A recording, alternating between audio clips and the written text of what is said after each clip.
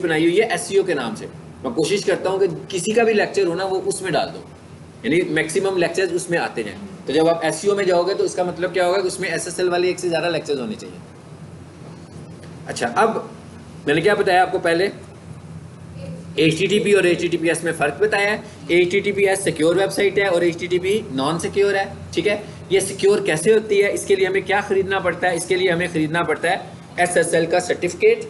ये भी हमें उसी तरह मिलता है जैसे हम होस्टिंग परचेज करते हैं, और ये भी हमें वही प्रोवाइड करेंगे जहाँ से हम होस्टिंग ले रहे हैं। अब SSL है क्या चीज़? Secure socket layer. अगर इसको मैं आपको रियल लाइफ में समझाऊँ तो बिल्कुल ऐसे ही है जैसे मैं आपको कोई डॉक्यूमेंट दूँ और मैं आपसे कहूँ कि जनाब ये लेकर जाकर किसी को दे दें। ठीक है, तो जब आप जहाँ से लेके गुजरेंगे सबको वो डॉक्यूमेंट नज़र आ रहा होगा आपको। जैसे आपको लेटर्स आते हैं तो आप इन्वेलप में डालकर भेजते हैं ना, और इन्वेलप सील होता है। जैसे आपको TCS आता है तो TCS सील होता है, आपके पास आता है, आप रिसीव करते हैं और फिर आप उसे खोलते हैं। और अगर वो खुला हो तो आप रिसीव ही नहीं करेंगे, आप कहेंगे ये तो मेरा नहीं है।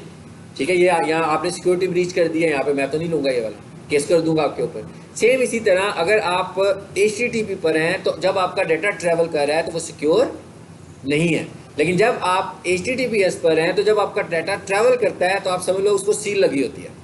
यानी इसका मतलब क्या हुआ, ऑन द वे कोई भी हैकर आपके डाटा को नहीं देख सकता।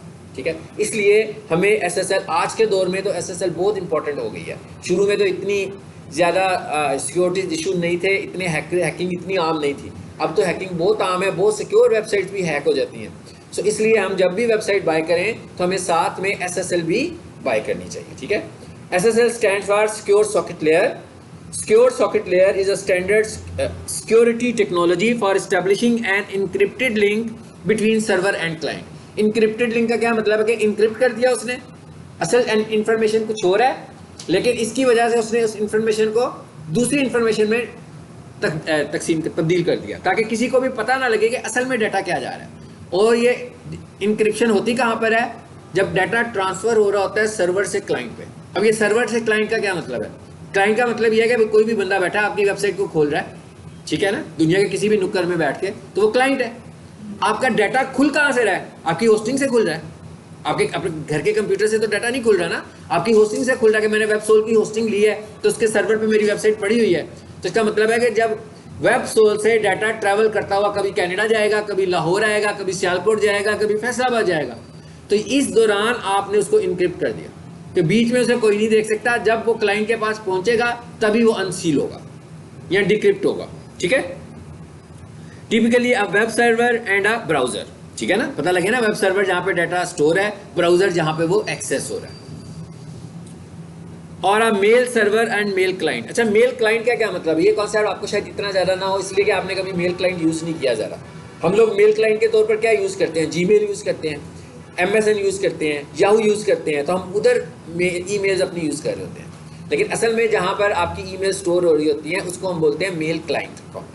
तो अगर आपने एक होस्टिंग ली हुई है, ठीक है ना, मिसाल के तौर पर मेरी वेबसाइट है xyz.com, तो जब मैंने होस्टिंग परचेज़ किया तो उसमें मुझे ईमेल अकाउंट्स भी मिल जाते हैं।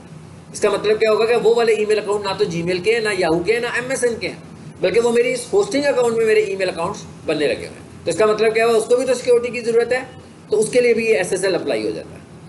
यानी आपके ईमेल्स पर भी अप्लाई हो जाएगा, क्योंकि ईमेल्स और ज़्यादा सिक्योर चाहिए हमें।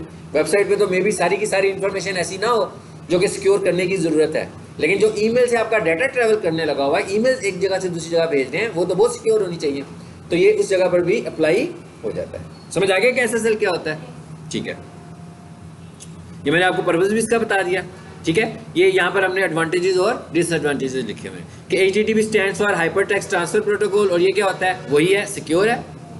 अच्छा जी, HTTP works at application layer. ये नेटवर्किंग में हमारे पास एक लेयर मॉडल होता है जिसके अंदर डाटा ट्रैवल कर रहा होता है। लॉजिकल मॉडल होता है, ये फिजिकल नहीं होता कोई चीज़, समझाने के लिए सिर्फ बताया जाता है। तो ये किस में काम कर रहा होता है? एप्लीकेशन लेयर में करता है।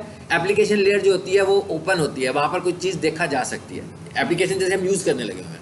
लेकिन जो ट्रांसपोर्ट लेयर होती है वो कौन सी होती है? वो सिक्योर होती है, क्योंकि वो ट्रांसपोर्टेशन, जैसे आपका सामान एक जगह से दूसरी जगह जा रहा है तो वो ट्रांसपोर्टेशन मोड में है ना, उस वक्त आपने पैक किया हुआ उसको। लेकिन जब आप घर में बैठे हुए हैं तो वो ओपन है, सब, कोई भी बंदा आएगा तो उसको देख सकता है।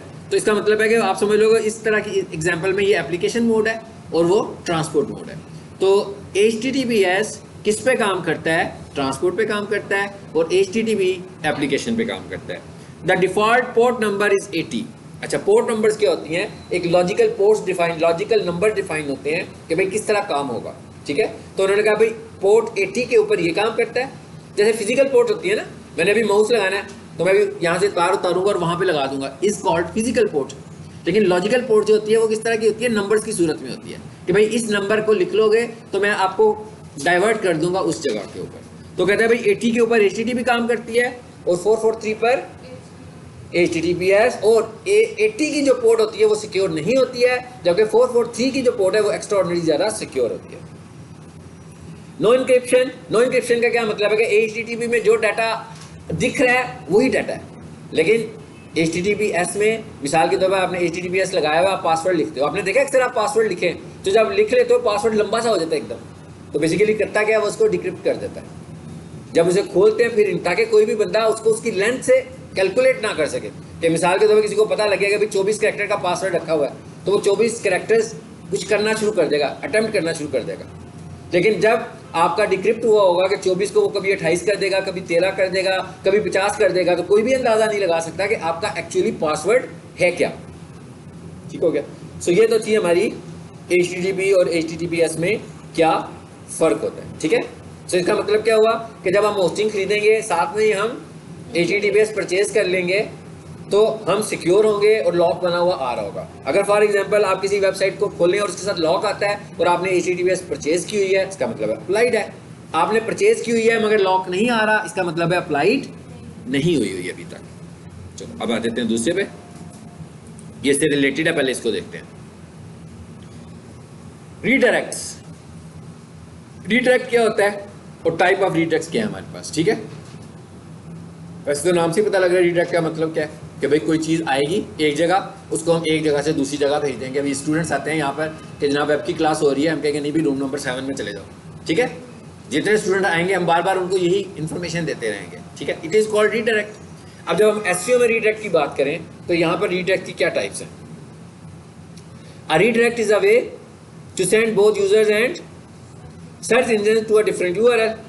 कहता है भाई आपने यूजर्स को और सर्च इंजन को, देखा ना, कोई भी URL के दो ही चीज़ें आ सकती है ना, या क्रॉलर आता है या यूज़र आता है, या तो क्रॉलर ने आकर रैंक करने के लिए आना है या कोई क्लाइंट्स हैं जिन्होंने आपकी वेबसाइट्स को खोलना है। तो कहता है redirect is a way to send both users and search engine to a different URL। कहता है कोई भी आपकी वेबसाइट पर आएगा लेकिन आप रीडायरेक्ट यूज़ कर रहे हैं और आप उसको एक वेबसाइट से किसी और वेबसाइट पर भेज देंगे, ठीक है। क्यों करेंगे ऐसा, ये समझ लेते हैं। रीडायरेक्ट हमारे पास कितनी तरह के हैं? हमारे पास दो तरह के रीडायरेक्ट हैं। एक को हम बोलते हैं 301 और एक को हम बोलते हैं 302।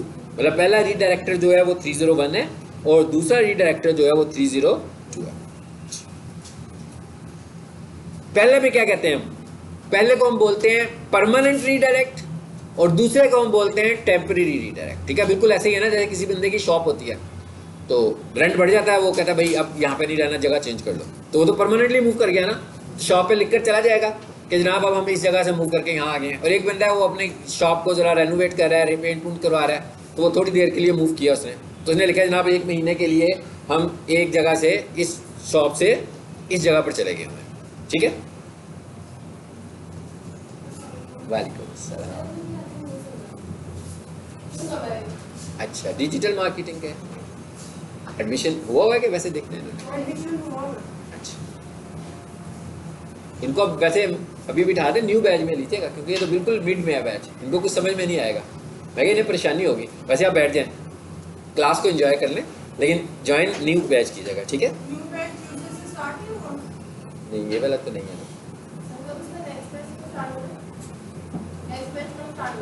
मेरा ख्याल है कि जैसे ही ईद की छुट्टियां खत्म होंगी ना तो हम शुरू कर देंगे नया बैच, ठीक है।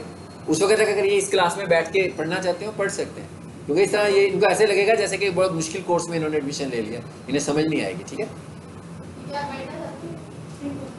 हाँ, आपको फ़ायदा ये होगा कि जो कुछ आप पढ़ रहे हो आपने दोबारा से वही पढ़ना है ना, तो आपको एक किस्म की आपकी रिहर्सल हो जाएगी, ठीक है जी।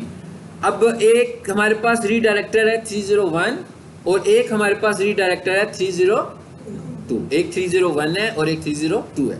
301 को हम बोलते हैं परमानेंट रीडायरेक्टर, और 302 को हम बोलते हैं टेम्परेरी रीडायरेक्टर। अब मैंने क्या कहा, परमानेंट का क्या मतलब है कि हम चाह रहे हैं भाई परमानेंटली हमारी वेबसाइट एक जगह से दूसरी जगह चली जाए। इसका मतलब क्या है, इसके दो सूरतें हो सकती हैं। एक सूरत तो ये हो सकती है कि आपने पहले जो डोमेन परचेज की थी, कुछ सालों के बाद आपको लगा कि यार ये इस डोमेन नाम अपना कुछ और कर लेते हैं, तो आपने एक नई डोमेन परचेज कर ली, अब आप उसको परमानेंटली उस पर ले गए। एक दूसरी रीज़न क्या है जो अभी हमने पढ़ी है, अभी हमने क्या पढ़ा, HTTPS।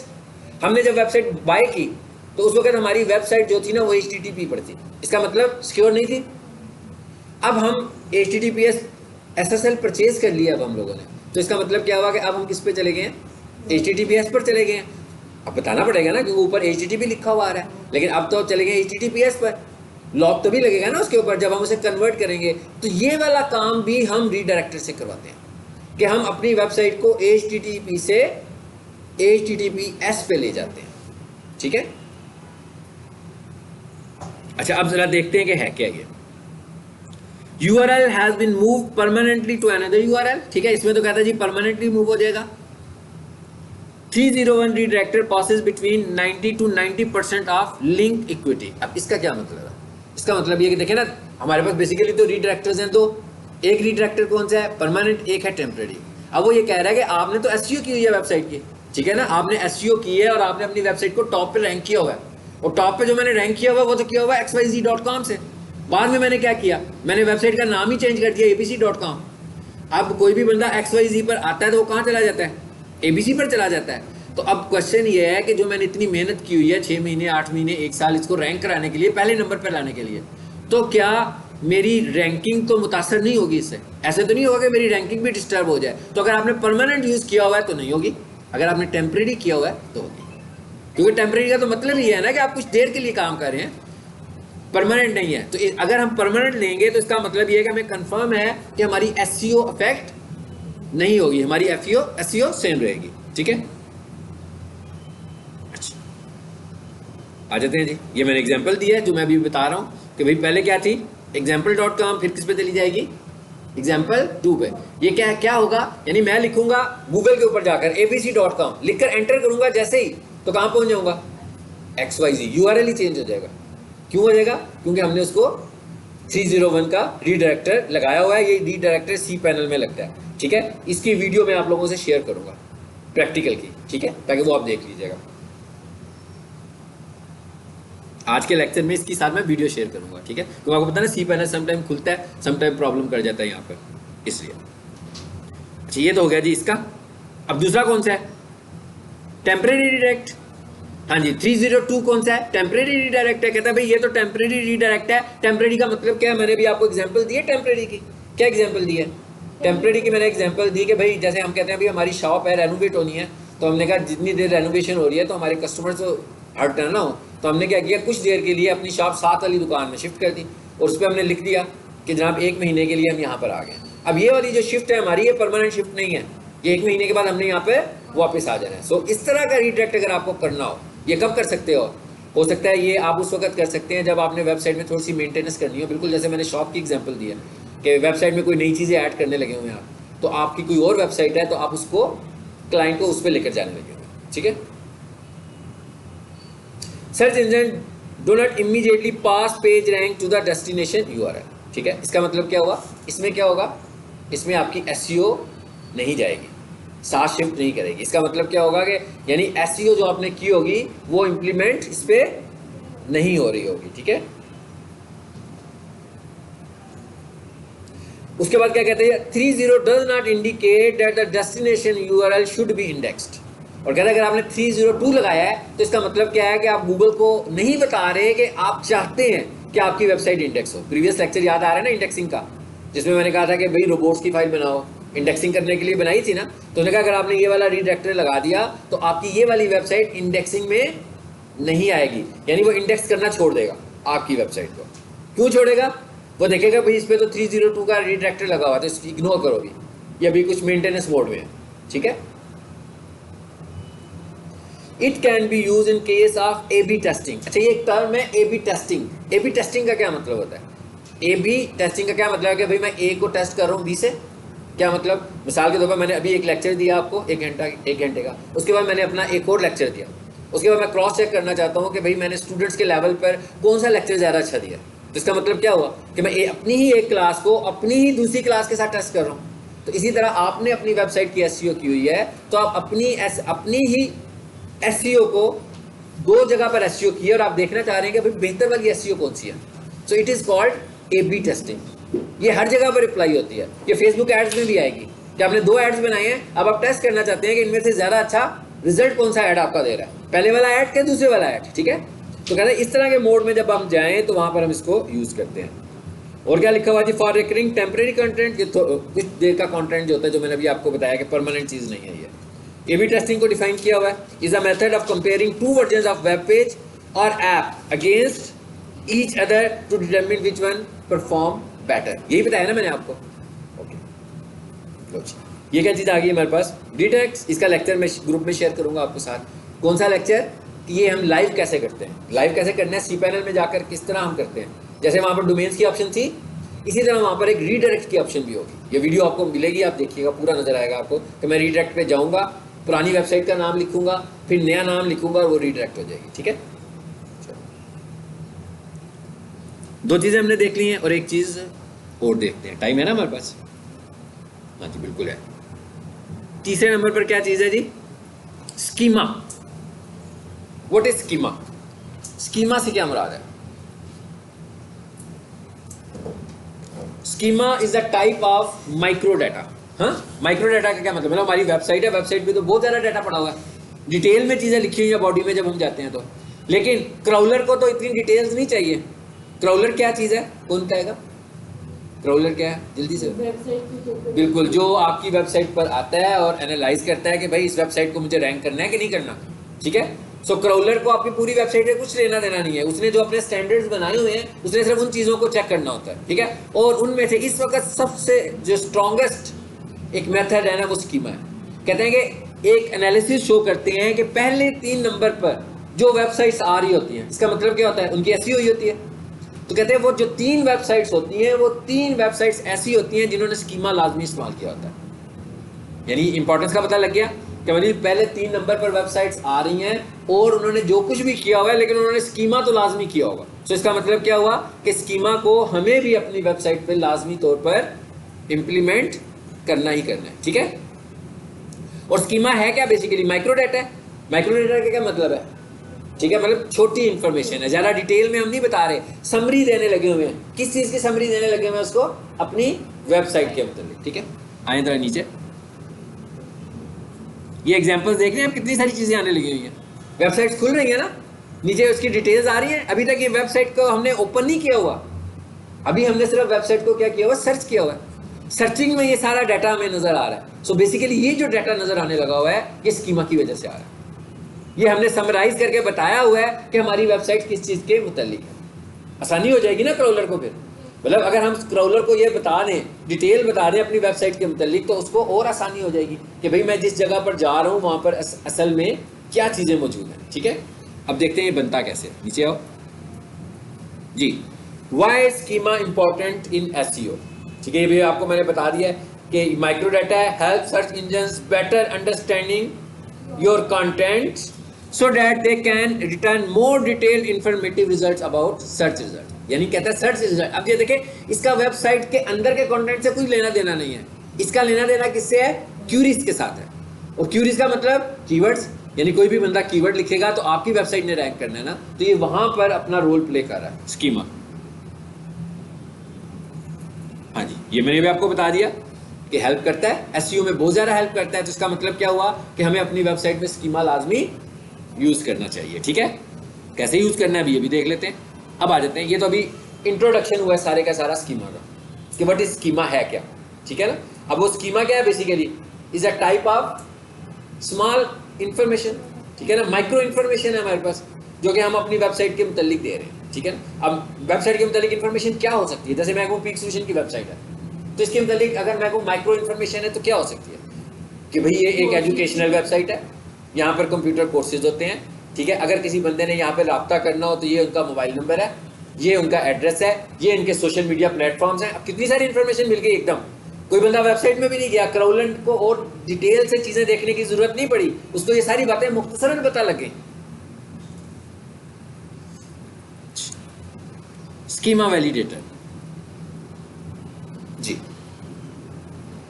नाम से अंदाजा हो रहा है। स्कीमा वैलिडेटर मतलब वैलिडेट करेगा कि भाई किसी वेबसाइट में स्कीमा लगा हुआ है कि नहीं लगा हुआ। ठीक है, तो मैं इस पर क्लिक करता हूं।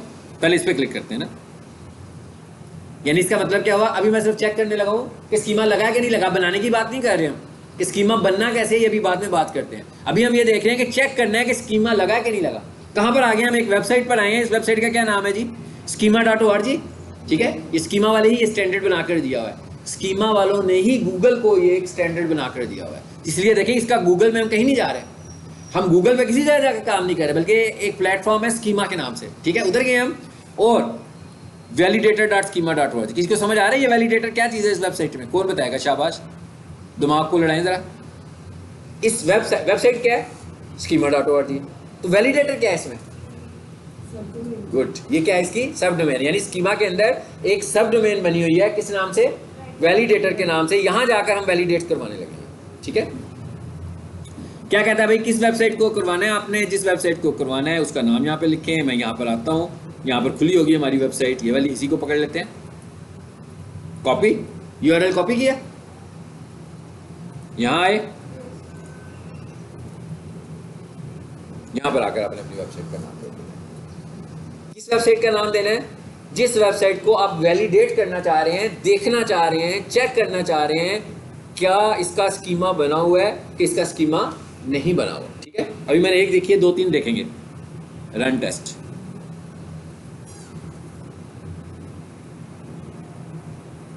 जी राइट साइड पे कुछ नजर आ गया आपको? काफी सारी इंफॉर्मेशन आ गई ना इसके रिजल्ट में। तो इसका मतलब क्या हुआ? स्कीमा है। ठीक है, अब एक और देखते हैं जरा, ये क्या लिखा है? New test. यानी कि इसी जगह से आप एक और टेस्ट भी कर सकते हैं। अब मैं यहां पर आकर लिखता हूं, इस वेबसाइट को देखते हैं, सिंपल डीसी किचन को देखते हैं, क्या इसका भी स्कीमा है? हाँ, खोली वेबसाइट, dckitchen.org पे आ गए मेन पे।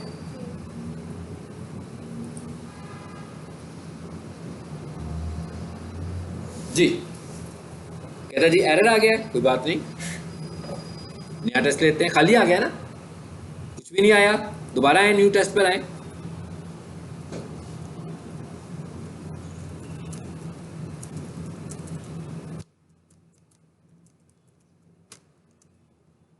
जी मैंने एक और वेबसाइट का नाम लिखा stars.edu.pk। ठीक है, देखते हैं इसका स्कीमा है।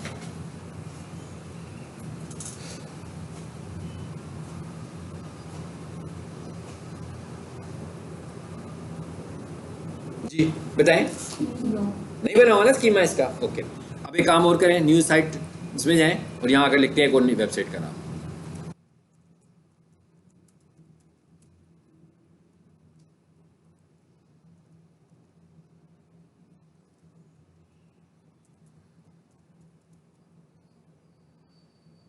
ये एड्रेस मेरा गलत लिखा गया, इसको www इसका हटा दें, उन्होंने यूज नहीं किया हुआ www बीच में। जियो का देखना चाह रहा हूं मैं कि स्कीमा लगा हुआ कि नहीं लगा हुआ।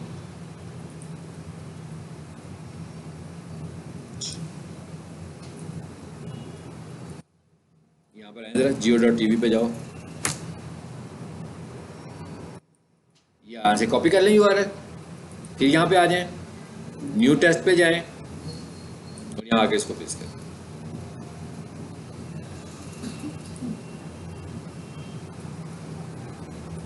ये वैलिडेट नहीं कर रहा इस टाइम ना। मेरा अब आपको समझ में आ गया कि चेक कैसे करना है हम लोगों ने। हाँ, मतलब आपने अब ये देखिए, जो जो चीज़ें मैं चेक करता हूँ, बेसिकली चेक क्यों करता हूँ, मतलब मैं एक एसईओ ऑप्टिमाइजर हूँ ना। हम कह रहे हैं ना, हम एसईओ ऑप्टिमाइजर हैं, लोग हमें कह रहे हैं हमारी वेबसाइट की एसईओ कर दो। तो जो उनकी वेबसाइट है, हमने उसे चेक करना है ना पहले कि भाई कौन से स्टैंडर्ड्स अप्लाई हैं और कौन से स्टैंडर्ड्स अप्लाई अभी तक नहीं हुए हुए। अब मैं ये देखने आया हूँ, मैं कहता हूँ ये तो बहुत इंपॉर्टेंट फैक्टर है स्कीमा का, कि क्या इनकी वेबसाइट पे स्कीमा लगा हुआ है कि नहीं लगा हुआ। तो चेक करने का तरीका तो ये था, यहाँ से हमने चेक कर लिया। अब हम देखते हैं ये लगना कैसे है वेबसाइट पे, हम इसे कैसे लगाएंगे। स्लाइड में आए वापस,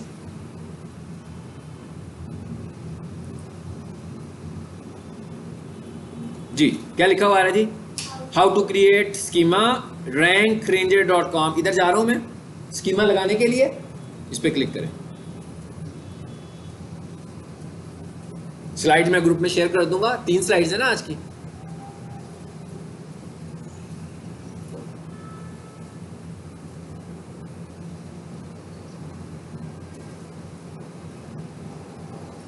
जी इसे बंद करें, ये देखें अब वो देखें लेफ्ट साइड पर ऑप्शंस आ रही हैं, राइट साइड पे कोड आ रहा है। आपने सिर्फ ऑप्शन सिलेक्ट करनी है, कोड खुद ब खुद बनता जाएगा। जब खत्म हो जाएगा काम, हम कोड को कॉपी करेंगे और कहां ले जाएंगे, अपनी वेबसाइट पे जाके पेस्ट कर देंगे। ठीक है, कहां पे पेस्ट करेंगे, कौन बताएगा, किस पार्ट पे पेस्ट करेंगे, आप बताएंगे ना, बता सकते हैं इसलिए तो पूछा नहीं, किस पार्ट में पेस्ट करेंगे आप, सी पैनल। मतलब ऐसी चीजें जो हमने क्रॉलर को बतानी होती है, हम कहां पेस्ट कर रहे थे, इंडेक्स तक पहुंच गए और थोड़ा सा और जगह पहुंचे। ऐसी चीजें जो हम डिक्लेयर करते हैं कहां लिखते हैं, हेड पार्ट में लिखते हैं ना।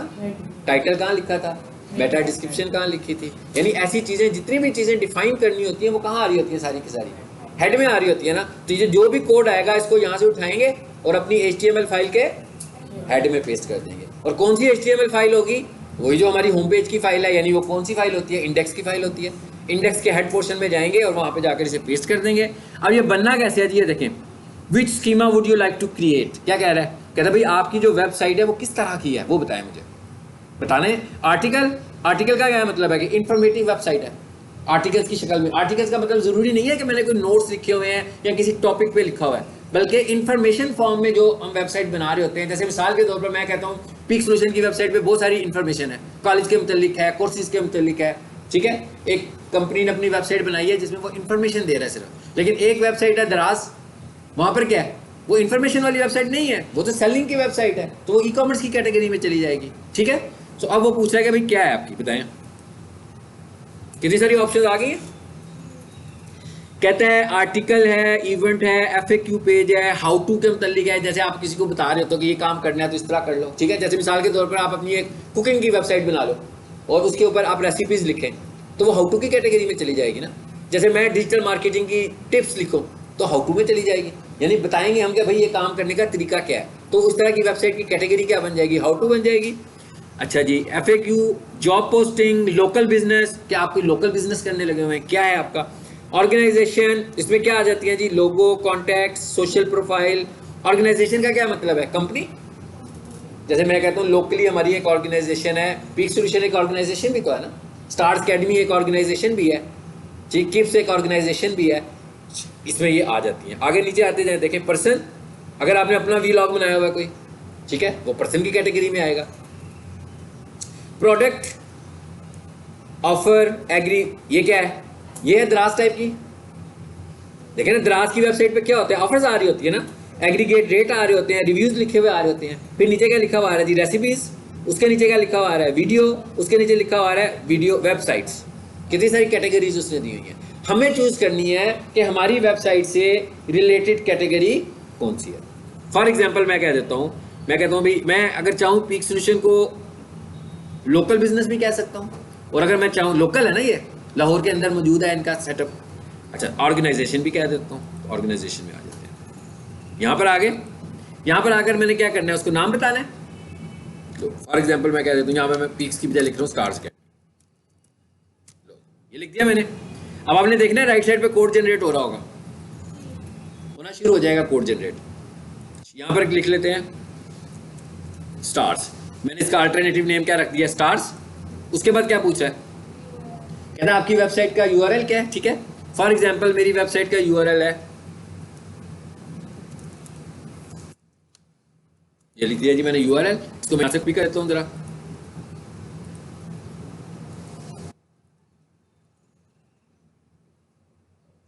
यहाँ पर पेस्ट कर दें।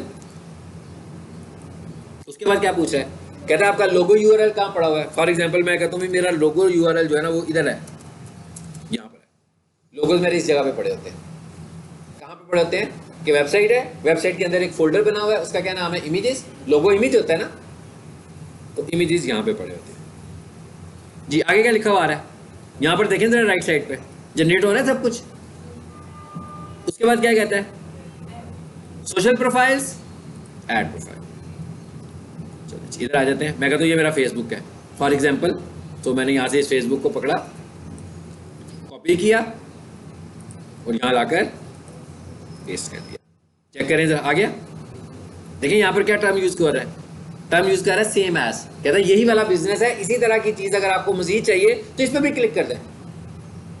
ये कहाँ पर दिखाएगा, सर्च रिजल्ट्स में दिखाएगा। तो अब आप जितने भी बनाओगे ना ये सारे के सारे यहाँ पर आ जाएंगे, ठीक है। इसका मतलब क्या हुआ, अभी तो मैंने एक ही प्रोफाइल ऐड किया ना, मेरा ट्विटर अकाउंट है, मेरा लिंक्डइन अकाउंट है, मेरा यूट्यूब अकाउंट है, मेरा इंस्टाग्राम अकाउंट है, ठीक है। जितने भी मेरे अकाउंट्स हैं सबके सब मैं यहाँ पर ऐड कर दूंगा, जितने मर्जी ऐड करें, जितने सोशल लिंक्स हैं आपके। फायदा क्या है, आपने अक्सर नोट नहीं किया, जब आपको चीज सर्च करते हैं तो ऊपर क्या आती है, वेबसाइट। वेबसाइट के साथ पैरेलल फिर सोशल मीडिया आ जाता है।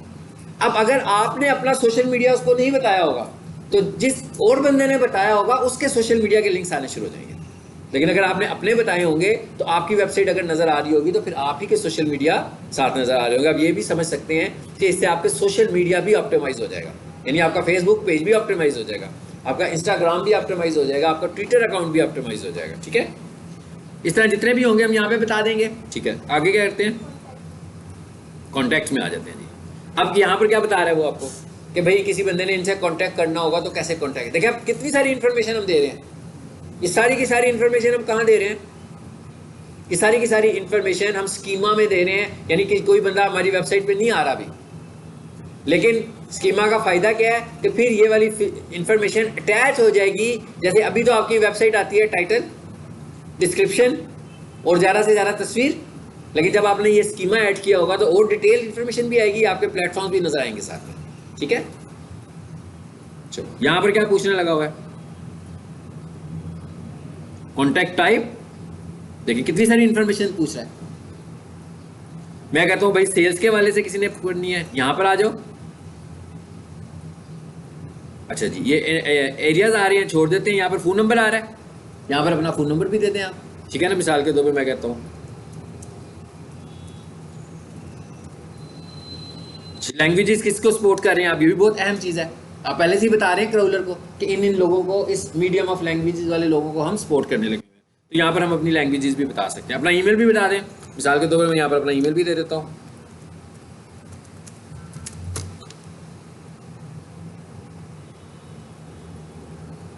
अभी मैंने क्या किया है, एक कॉन्टैक्ट ऐड किया, ठीक है। अब मुझे एक और ऐड करना है। ये मैंने कौन सा ऐड किया था, सेल्स का। फिर मैं ऐड पे जाता हूँ, फिर आ गया मेरे पास, और यहाँ से कॉन्टैक्ट टाइप अब मैं चेंज कर दूँ। देखिए क्या कुछ लिखा हुआ आ रहा है, customer services, technical support, sales, reservations. अब आपने देखना है कि आपसे रेलिवेंट कौन कौन सी चीज़ें हैं। क्या आपको एक से ज़्यादा कॉन्टैक्ट ऐड करने चाहिए तो आप ऐड करते जाएंगे, तो क्या होगा, साथ में हमारा क्या बन जाएगा, ये पूरी फाइल बन गई। अब हमें क्या करना है, इस सारी की सारी को मैंने करना है कॉपी। अगर फॉर एग्जांपल मुझे, अच्छा ये देखिए किसमें लिखा जा रहा है, स्क्रिप्ट आ रहा है, जावा स्क्रिप्टिंग में आ रहा है। इस सारे को फिलहाल कर लो सिलेक्ट, और साथ ही आप इसे कर दो कॉपी। कॉपी हो गया। अब मैं कहता हूँ आ रहा हूँ मैं अपनी वेबसाइट में, सपोज करते हैं एग्जाम्पल के तौर पर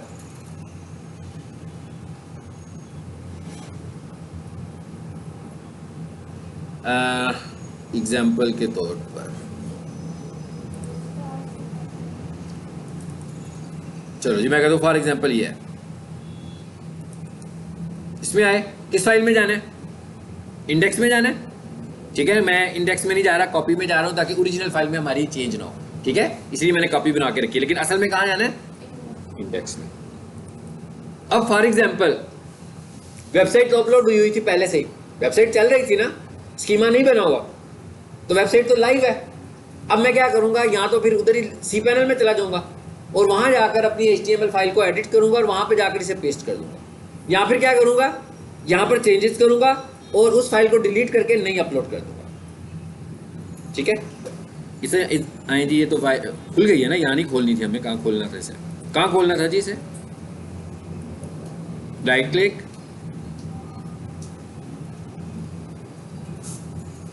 नोटपैड प्लस में खोल देना।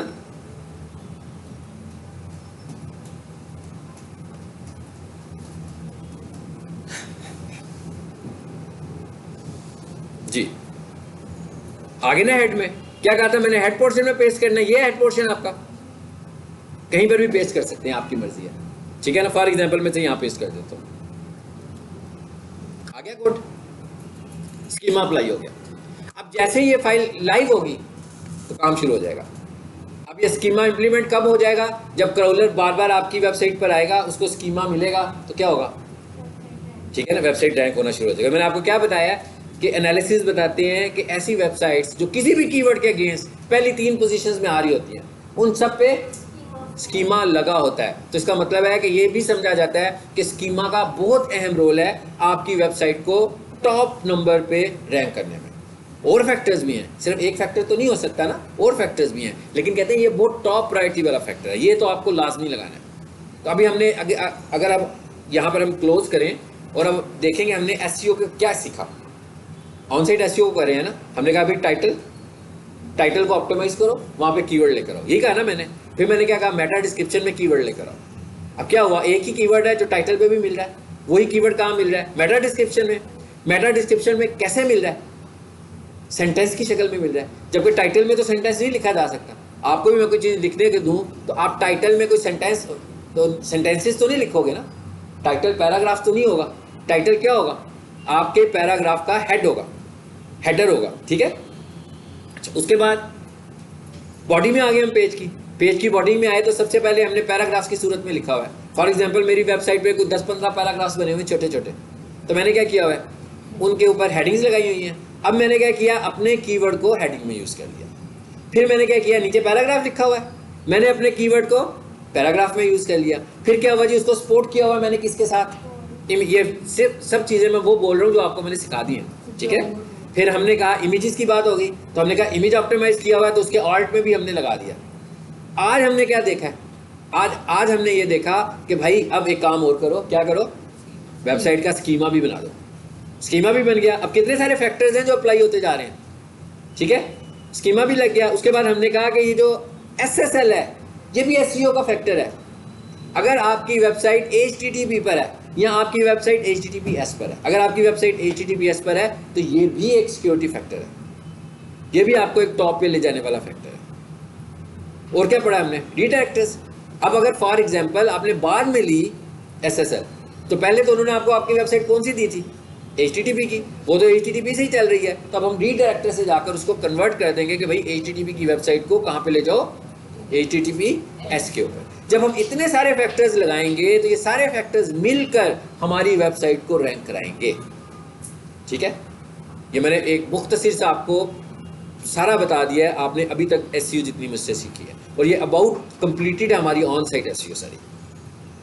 अब बात आएगी टेक्निकल SEO की, तो जब मैं टेक्निकल SEO आपको बता रहा हूँ तो आप देखेंगे कि बहुत सारी चीज़ें मैंने आपको ऑन साइट में बताई हैं। मसलन रोबोट्स टेक्निकल SEO में आता है, साइट मैप टेक्निकल SEO में आती है, HTTPS टेक्निकल SEO में आती है, वेबसाइट की स्पीड टेक्निकल SEO में आती है, ठीक है। अब हमारा नेक्स्ट टॉपिक इंशाल्लाह होगा टेक्निकल SEO।